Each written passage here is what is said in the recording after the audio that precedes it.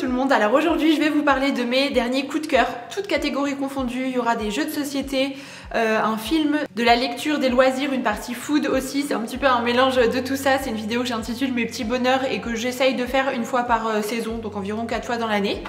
Et bah écoutez, je vais commencer tout de suite. Alors on est allé voir Vice Versa 2 qui est actuellement au cinéma et on a adoré.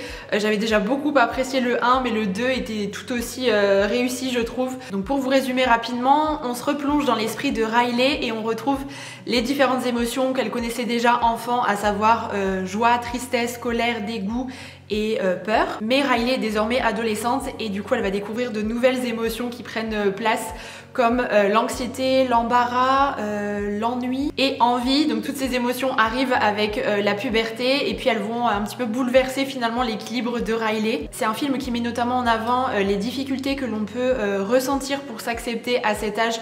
Je trouve que l'animation est vraiment très bien faite, le scénario est super bien ficelé avec une histoire très proche du réel. Je trouve que les images sont visuellement très réussies aussi. D'ailleurs si vous allez le voir, restez bien jusqu'à la fin parce qu'il y a une petite scène bonus après le générique de fin, un peu comme les Marvel vous savez, et c'est vrai que si on n'est pas au courant on la loupe et c'est un petit peu dommage. Bref, c'est vraiment une histoire touchante que je vous invite à découvrir, petits et grands. Nous on y est allé en famille et on a tous les trois adoré, donc voilà pour la belle découverte. Depuis plusieurs mois maintenant, je saurais plus vous dire depuis quand exactement, mais je me suis mise au coloriage, coloriage pour adultes entre guillemets.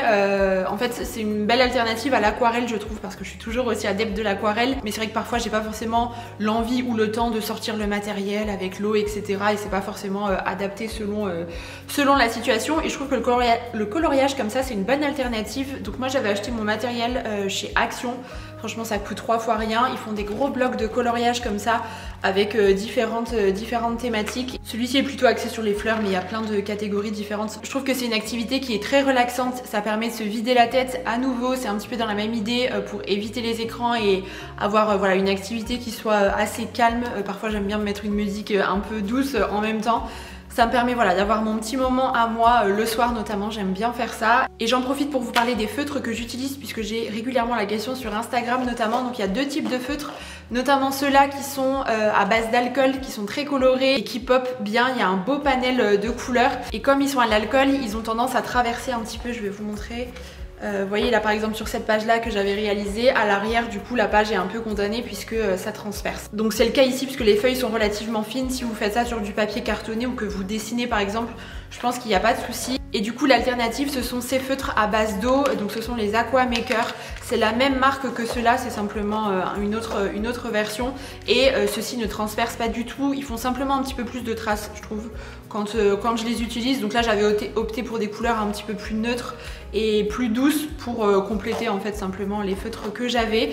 Et l'avantage que ça soit pour ceux-là ou pour les autres modèles, c'est qu'ils ont deux pointes, une pointe très fine et une pointe un petit peu pinceau.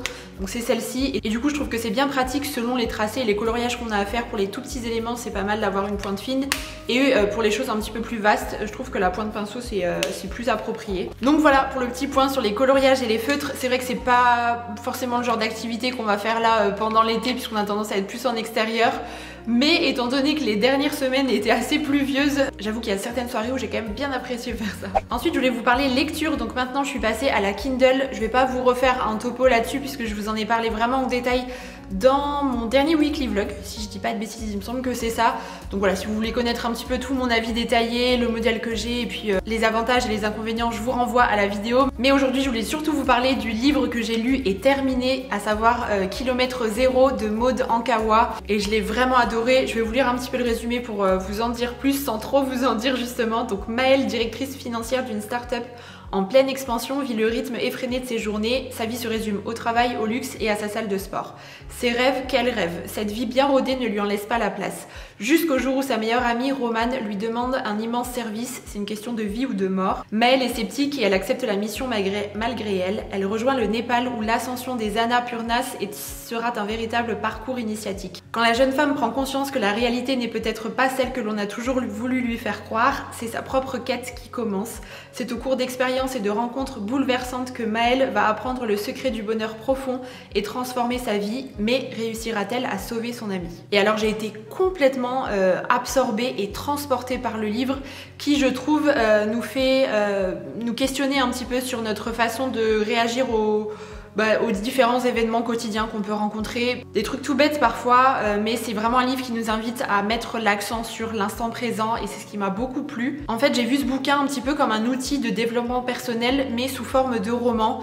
Parce que c'est vrai que les livres de développement personnel, parfois, ça peut être un peu barbant, c'est des trucs vus et revus, ou parfois on peut avoir le sentiment que c'est un peu perché, je sais pas ce que vous en pensez, mais il m'est arrivé de lire certains livres où j'avais ce ressenti. Et là, pas du tout, comme c'est sous la forme d'un roman, je trouvais que c'était beaucoup plus fluide et plus agréable. À travers cet ouvrage, on découvre vraiment une belle leçon de vie et c'est un livre qui a eu un franc succès et honnêtement, je trouve qu'il est totalement mérité. Et en plus de ça, il donne très envie de découvrir le Népal. Je trouve que les paysages et l'atmosphère sont très bien décrits et c'est aussi un petit peu une invitation au voyage. Donc voilà, trop belle découverte, lecture que je vous recommande si jamais vous aimez bien ce genre de roman et que vous savez pas trop quoi lire en ce moment. Franchement, il pourrait vous plaire. Aussi, je me suis lancée dans le Pilates il y a 3 mois maintenant et je suis hyper contente parce que je n'ai pas lâché et je crois que j'ai enfin trouvé une activité sportive qui me correspond et dans laquelle je me sens bien en fait. Je trouve que c'est pas évident de réussir à trouver un sport qu'on arrive à tenir dans le temps et à pas lâcher parce qu'on trouve toujours autre chose à faire, qu'on court après le temps et que c'est pas forcément évident de se dégager du temps. Mais là pour le coup, j'essaye de bien tenir mes 3 séances par semaine. Alors parfois c'est 2 si je suis en déplacement, qu'on part un petit peu en vadrouille, qu'il y a des jours fériés, que mon fils est malade, enfin voilà. Mais généralement c'est 3 séances et je dois avouer que je suis un petit peu fière quand même de réussir à tenir ce rythme là et d'être régulière parce que honnêtement je suis pas du tout une grande sportive mais pour autant j'ai envie que mon corps soit plus en mouvement. J'ai un métier qui est quand même relativement sédentaire, je travaille de la maison la plupart du temps, beaucoup devant l'ordinateur ou alors voilà quand je fais des tournages je suis dans la maison donc si vous voulez je marche pas 10 km par jour et donc pour moi cette activité physique elle est vraiment nécessaire parce que j'ai envie de rester en bonne santé et que l'activité physique est primordiale pour tout ça. Une alimentation assez saine ça suffit pas. Je trouve que le Pilates c'est un juste équilibre entre le yoga avec des étirements et en même temps du renforcement musculaire. Et c'est en ça que la pratique est hyper complète. Ça fait travailler certains muscles vraiment en profondeur. Pour certains, on n'avait même pas connaissance de leur existence, je vous jure. Parfois, j'ai vraiment des bonnes courbatures et je sens que ça a vraiment bien travaillé. Et ouais, c'est vraiment une pratique que je trouve très agréable et en même temps on sent que ça travaille. Donc moi je suis des vidéos sur YouTube, notamment Ashley Pilates dont je vous avais déjà parlé il me semble, et récemment j'ai découvert Jessie Pilates. Ce sont 2 femmes qui sont professionnelles et ça c'est quand même important et je trouve ça génial qu'on ait accès à tous ces contenus gratuits sur YouTube. C'est vrai que c'est une plateforme qui est quand même extraordinaire puisqu'on a à notre disposition toutes ces vidéos de manière gratuite, donc c'est accessible à tous et ça je trouve que c'est quand même très chouette. On peut faire du sport de chez soi. Moi j'aime bien faire ma séance le matin parce que je suis quelqu'un de matinal et j'ai plus d'énergie à ce moment-là de la journée, mais c'est aussi tout à fait quelque chose qu'on peut faire le soir par exemple selon l'emploi du temps de chacun. Si jamais vous êtes un petit peu en recherche d'une activité sportive et que vous ne savez pas trop vers quoi vous diriger, je vous invite à tester le Pilates, peut-être que ça pourrait vous convenir. Avant de terminer avec 2 jeux de société, je voulais vous parler d'une nouveauté qui a pris place dans ma cuisine. En fait depuis quelques mois je lorgnais sur le air fryer. À force d'en voir un petit peu partout sur les réseaux sociaux, de voir passer des recettes qui avaient l'air excellentes, ça m'a donné trop envie et en fait c'est hyper bien tombé puisque j'ai eu une proposition de collaboration avec Lidl pour leur propre air fryer, donc de la marque Silvercrest vous savez, donc je suis en collaboration avec eux sur Instagram.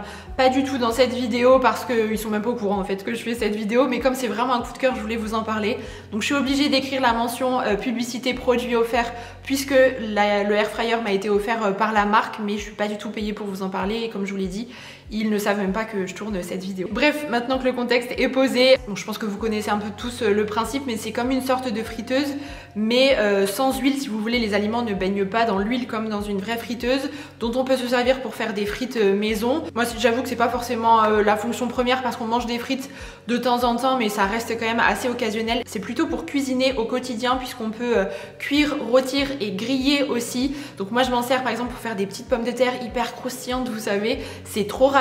Franchement, vous découpez vos pommes de terre, je mets un petit peu d'huile d'olive avec des épices, je mets ça 20 minutes à 180 degrés dans le air fryer et elles ressortent bien fondantes à l'intérieur et hyper croustillantes. J'aime bien faire le poisson aussi, notamment des pavés de saumon, vous savez, parce qu'ils sont bien grillés. De temps en temps, je fais un petit peu de poulet aussi, ça marche hyper bien. Pour certains légumes aussi, je trouve ça génial. C'est un peu la révolution, je trouve. Et en plus, dans ce modèle, le panier est quand même extra large, donc vous arrivez quand même à faire pas mal de portions, environ 5-6 je crois. Donc pour une famille, c'est tout à fait ok. Et je trouve que c'est hyper pratique quand parfois vous avez juste quelques aliments à faire cuire et que vous n'avez pas envie d'allumer votre four, d'attendre qu'il préchauffe, de cuire, de nettoyer le four, etc. Après, là c'est quand même nettement plus rapide et simple je trouve. Il y a un écran tactile avec différentes fonctionnalités pouvez régler la température, le temps de cuisson en fonction des aliments que vous souhaitez cuire aussi. Donc ça permet de cuisiner sans mettre trop de matière grasse et en même temps tout en ayant des choses qui soient hyper croustillantes. Et aussi il y a une fonction de maintien au chaud qui ça est quand même bien pratique je trouve. Parfois j'ai préparé le repas et ensuite je maintiens un petit peu au chaud le temps qu'on aille au bain, qu'on se douche, etc. par exemple. Et ensuite comme ça quand on descend le repas est bien chaud et on peut passer à table. Et ça c'est aussi une fonctionnalité qui est assez intéressante je trouve. Et dernier point positif qui est pas négligeable, il sera vendu au prix de 59,99 € je crois, ce qui est quand même assez accessible par rapport à d'autres air fryers de différentes marques qui sont bien plus onéreux. Honnêtement celui-là je trouve qu'il remplit un peu toutes les cases et il sera en vente le 22 juillet si je vous dis pas de bêtises. Je vous ferai un petit rappel de toute façon sur Instagram. Donc voilà, partage totalement spontané mais vraiment gros coup de cœur, donc je voulais vous en parler. Et je clôture cette vidéo avec 2 jeux de société. Vous savez que je suis une grande adepte de jeux de société, donc là il s'agit de jeux de cartes avec notamment Cracklist. En fait c'est une sorte de petit bac, vous savez ce fameux jeu auquel on jouait quand on était plus jeune notamment. J'ai l'impression d'avoir 70 ans quand je dis ça, mais on joue beaucoup quand on est enfant ou un peu à l'adolescence. Et en fait là c'est un jeu de cartes revisité pour le petit bac. Donc pour chaque tour il y a une liste qui est choisie. Par exemple là c'est soit personnage de jeux vidéo, injure en langue étrangère qui existe ou pas, ou pays d'Afrique, et chaque joueur dispose de plusieurs cartes dans sa main avec notamment des cartes lettres. Et l'objectif c'est de donner un mot commençant par la lettre inscrite sur la carte que l'on pose qui répond à la liste. Donc par exemple si là on choisit personnage de jeu vidéo, on doit trouver un personnage qui commence par la lettre B et ainsi de suite. Les lettres ne valent pas toutes le même nombre de points, il y a des lettres plus faciles que d'autres. Forcément trouver un mot qui commence par X ou par Z ça sera plus complexe que d'autres lettres. Et vous avez aussi des cartes un petit peu spéciales pour changer la lettre, changer de sens, changer de liste, etc. Et le but du jeu c'est d'être le premier à ne plus avoir de cartes. C'est un petit jeu qui est rapide, simple à mettre en place, les règles sont vraiment pas compliquées et il peut être aussi assez drôle selon les réponses que chacun va donner. Honnêtement nous on y a joué déjà pas mal de fois avec les copains notamment et on l'adore, donc voilà, trop belle découverte. Et le dernier jeu c'est Dans la sauce. Là on est sur une autre catégorie de jeux, c'est typiquement le genre de jeu où on va plutôt jouer entre amis, vous voyez, avec qui on s'entend bien et qu'on connaît bien. En fait l'objectif c'est de relever des défis qui sont déclinés en 5 niveaux différents, donc de 1 à 5, 1 étant le plus facile et 5 étant le plus difficile. Donc les cartes sont disposées face cachée, chaque joueur dispose d'un joker qui pourra sortir au moment où il le souhaitera s'il n'a pas envie de relever le défi qui est demandé. Et pour les défis c'est soit répondre à une question ou alors réaliser une action. Il y a des défis qui sont vraiment excellents, d'autres un peu moins sympas je trouve, donc il y en a qu'on avait un peu passé j'avoue, mais on a trop rigolé à chaque fois qu'on a fait une partie. Donc chaque joueur joue à tour de rôle et chaque joueur relève un niveau, et une fois que tout le monde a fait le tour du niveau on passe au niveau supérieur et ainsi de suite jusqu'à atteindre le niveau 5. Et plus on avance dans la partie, plus les niveaux sont épicés et du coup on se retrouve parfois dans des situations un peu embarrassantes et gênantes. C'est pour ça que je vous dis qu'il faut quand même jouer avec des personnes avec qui vous êtes à l'aise, vous n'avez pas forcément de complexe ou de gêne, parce que sinon ça risque d'être un peu désagréable, mais vraiment fou rire assuré. Il s'arrête soit quand on a fait toutes les cartes, mais il y en a quand même pas mal, soit quand voilà, vous avez envie d'arrêter tout simplement. Mais c'est une référence qui est assez fun si vous avez envie de pimenter un petit peu l'ambiance de votre soirée par exemple, il est vraiment cool. Bon, j'ai l'impression que j'ai pas mal papoté dans cette vidéo, j'espère que la vidéo vous aura quand même plu. Je vous mettrai les liens de tout ce dont j'ai parlé dans cette vidéo dans la barre d'informations comme d'habitude. Et puis voilà, écoutez, on se retrouve la semaine prochaine pour une nouvelle vidéo et en attendant, je vous embrasse très fort.